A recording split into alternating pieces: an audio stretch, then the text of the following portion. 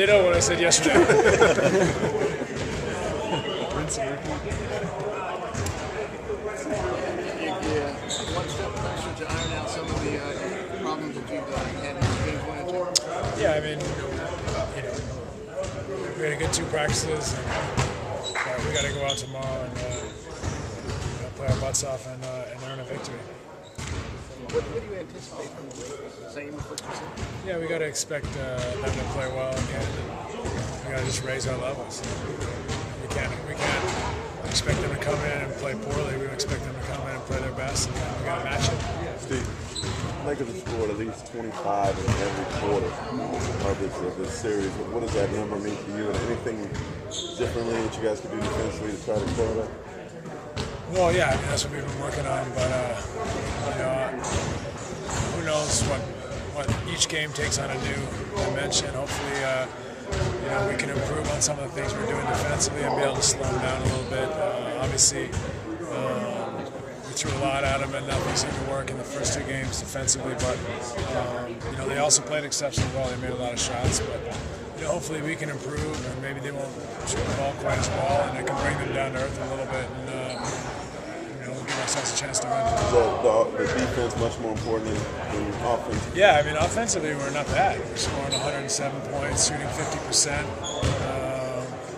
That's what we did in the San Antonio series, more or less. And but we were holding San Antonio to around 100, so we got to find a way to get them back down, somewhere closer to 100. If the offense stays the same and improves, we should give ourselves a chance. What you guys done? It wasn't like it just budged a little bit. We can play better defensively. At the same time, they do cause a lot of problems for us. So what we threw at them didn't work. So we're going to try to do it better and change it up and do some different things and see what we can do. See how good we can be defensively. And a lot of it comes down to desire. Steve, as a leader in this team and knowing how important Channing Frye's shot is to this team, when you see him check in tomorrow, do you do anything differently as a leader to help get him?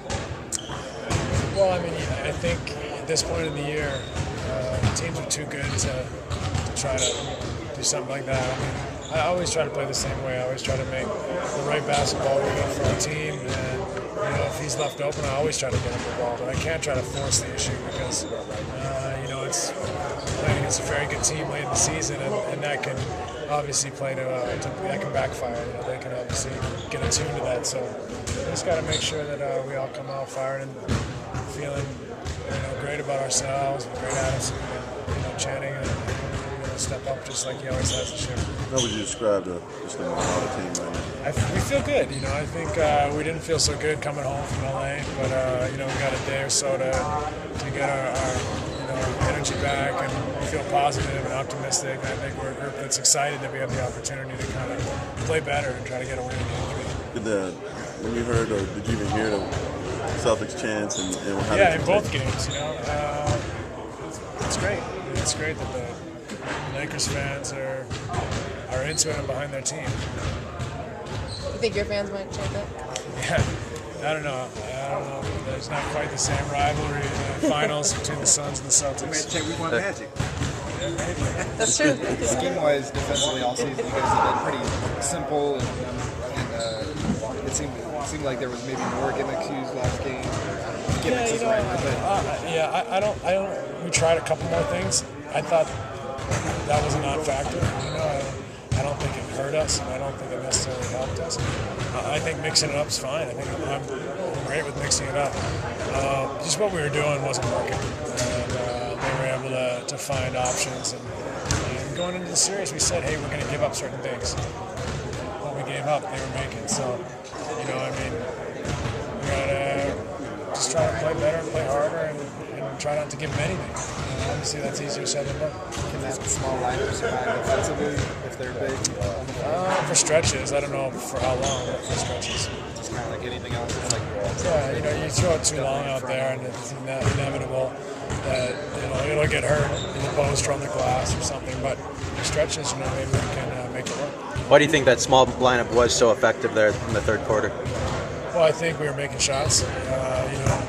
They were leaving Grant on the pick and rolls, and he made a bunch of shots. Jared made shots, so we were scoring a lot of points, which got us back in the game. And then defensively, I think we had a lot of intelligence and quickness on the floor, and made smart reads and made it difficult for them. You always said that you're better as a team when you're passing, distributing, getting everyone else involved. But have there been cases where you could take over more? And I don't feel like it. I've tried to go back over the games, and I can't remember passing up any shots. If anything, I feel like I forced a few.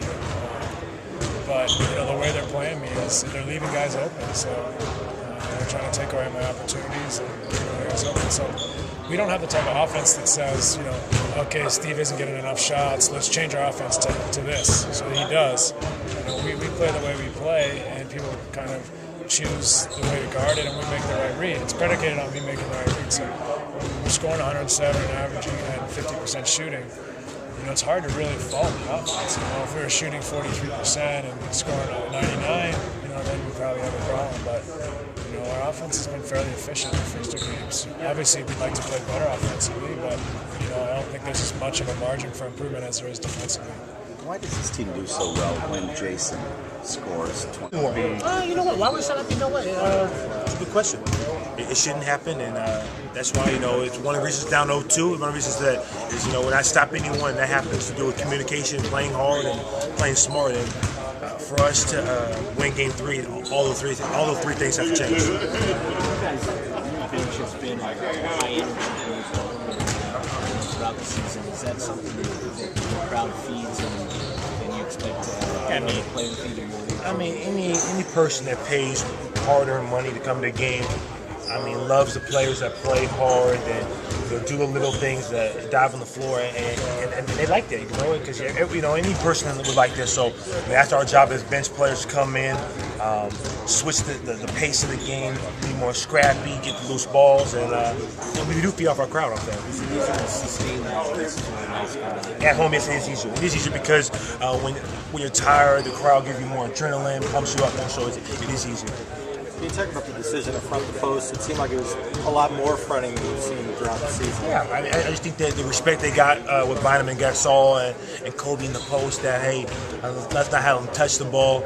If they don't touch it, it limits their shots and more jump shots. But even with that, they were still finding ways to get the ball in the post. So, that was kind of discouraging how we're fronting, but they were still scoring on the post. So, we definitely have to switch that. Does that create other problems for the defense by creating lanes on the backside of the? What it does is if you get good ball movement, it's open jump shots in the opposite corner, opposite wing.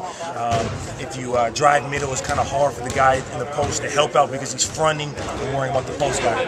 Grant talked about yesterday that the defense was changed a lot going into the series from the way you played throughout the season. And going to go back to what you've done all season. I think we overthink it a little bit. Coaches are coaches, players are players, and when you play a great team, you want to be so precise. You want to be on your game, and you kind of overthink things a little bit too much as players. And I think that we're all going to get back to the basics and playing, just regular basketball, force baseline, keep them out, box out, and get back to basics. Do you think it's possible to interpret that overthinking as lack of effort or desire or intensity? If you're watching the game, you see. As a fan, maybe, I don't know, but as a player, I wouldn't say lack of effort. I think everybody's playing hard. I think we just got to play smarter. I don't think the effort is the problem. I think it's, hey, let's play behind. Let's know when to double if we double. Know your rotation. Know what you're supposed to do afterwards. And then once that ball goes up, find the body, box out, and let's go. Jared, what made that small lineup you guys used at the end of the third quarter so effective? Scrappy, just getting in them a little more, pressure a little bit more, and cause more turnovers. And with that, spread the floor more and had, when we got the ball, had more driving lanes. It seems counterintuitive that going small would work against a team so big, but it did. Do you think that's something you could use for stretches down the road? Yeah, sometimes. Our small lineup is our best defensive lineup. There's no secret about that. When me and Grant are both out there, we could switch off guys. We can help and still get back to our guys. So we'll do it sometimes. But if Channing's playing well, the bigs are out of foul trouble, we don't have to. And then it helps you space. It helps the space, yeah, definitely. But like I said, if Channing's playing well and the way he goes, he helps the space too. So we have a lot of guys that can shoot and put the ball down. Thanks. What were the positives